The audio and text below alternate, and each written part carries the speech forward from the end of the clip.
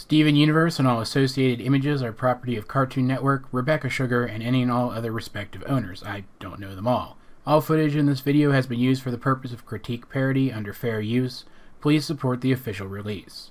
Alright, so I had an entirely different video planned for you guys today. But recently, some really exciting news has dropped regarding the upcoming Steven Universe console game Save the Light. A new gem antagonist that will be featured in the game was revealed. She's a gem named Hernândez, and is particularly interesting for the fact that she is a seemingly single gem variant of Garnet. Now, it was revealed by Rebekah Sugar in a recent podcast interview that fusion gems do have corresponding single gem counterparts that exist within Homeworld society. This, of course, answered an age-old question that a lot of fans have had for quite a while, specifically whether or not gems of this type exist. For example, is there a Homeworld gem with only one gemstone that is not a fusion that's also Garnet and has the same color scheme as our Garnet? Now we know, thanks to Rebekah Sugar's answer, that there absolutely is. But hearing that from a member of the crew, even Rebekah herself, and seeing it is two entirely different things. Seeing Hernândez, a literal non-fusion Garnet, is a massive deal for fans, especially fans of the lore of the show, and is, at least for me, a huge incentive to acquire one of the consoles that this game is going to be on so that I can play it. Seeing this character, I immediately want to start theorizing about her, but that begs the question, exactly how canon is Save the Light?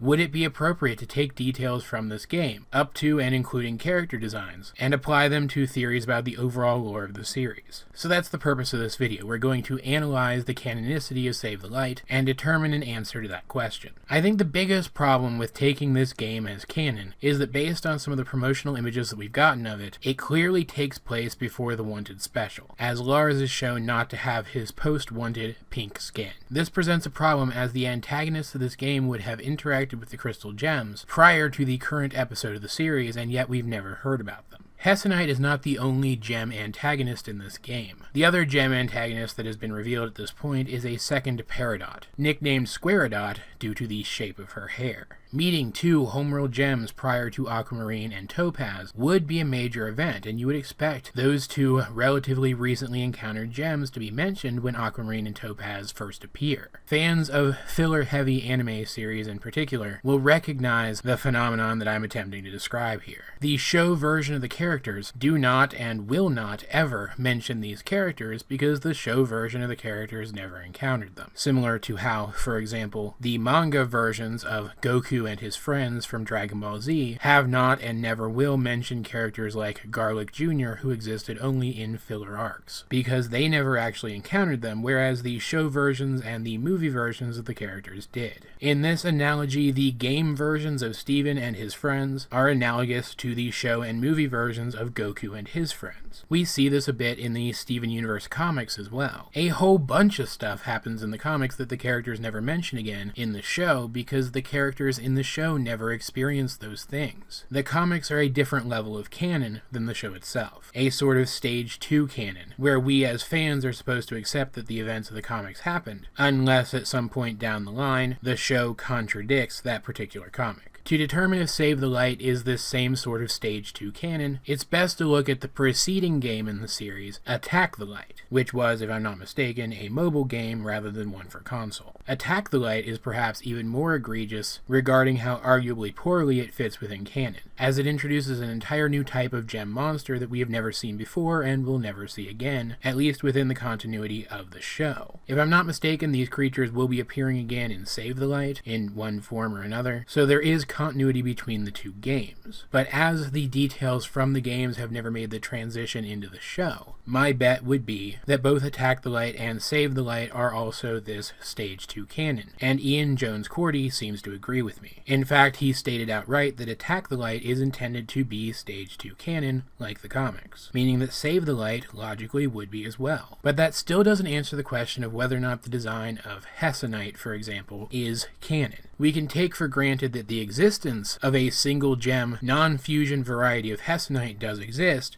but would she look like this character? And I would say, absolutely yes. From what I understand, the crew was pretty closely involved in the character designs for this game, meaning that if a new gem is introduced, like Hessonite, we can expect that the design of that gem is something that the crew themselves would design if they were including the character in the show. And honestly, it's quite interesting. Rebekah Sugar herself was pretty clear that non-fusion counterparts to fusion gems would have a different design. And yet Hessonite's design is pretty similar to Garnet's. She seems to be of a similar size and to have roughly analogous proportions up to and including her full lips, the approximate shape of her hair, and her squarish head. Let's take as a comparison Sardonyx. Sardonyx is a type of Chalcedony. If I am pronouncing that incorrectly, feel free to let me know in the comment section down below, which is a subset of quartz. This means that Sardonyx is a quartz-type gem, and yet despite the fact that quartz are the only type of gem that we know of, which all have the same body type regardless of their variety, Sardonyx has a radically different body type than any other quartz that we've seen so far. It would stand to reason, then, that a single gem non-fusion version of Sardonyx would have the same body type as any other quartz soldier. And yet for some reason, our Garnet, a fusion version of Garnet, ends up with a very similar body type to an actual Garnet. I honestly have no explanation for why this happened. Perhaps our Garnet, the Fusion Garnet, actually took her name based on her coloration and her body type, which resembled a non-fusion Garnet, whereas Sardonyx, for example, might have taken her name only from her coloration. Or maybe there's some other explanation that I just haven't had time to work out yet. I mean, realize I kind of threw this video together in the last 24 hours. But it is certainly interesting to think about, and could even lead to a new theory regarding how gem fusions name themselves. There's also the very small possibility that Hessonite herself is a fusion, and that all Garnet fusions have a similar body type the way that all quartz have a similar body type, but I really don't think that makes a lot of sense. She's a homeworld gem, and we know that cross-gem fusion makes you an off-color in homeworld's eyes, leading to you being ostracized by society. She is wearing a cape that's very reminiscent of Jasper's cape when she first arrived on Earth in The Return, that could theoretically be hiding a second gem that might be on her back, but I would still expect Homeworld to be able to recognize the difference between an actual Hessonite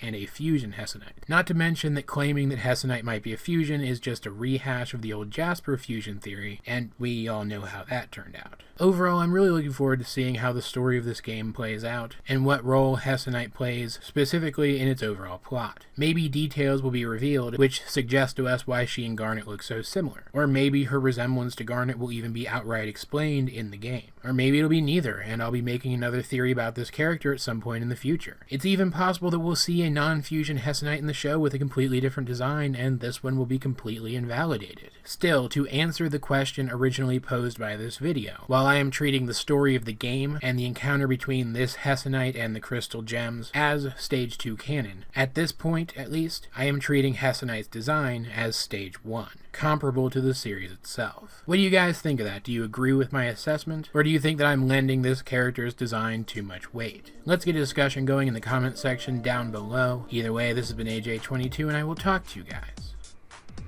later.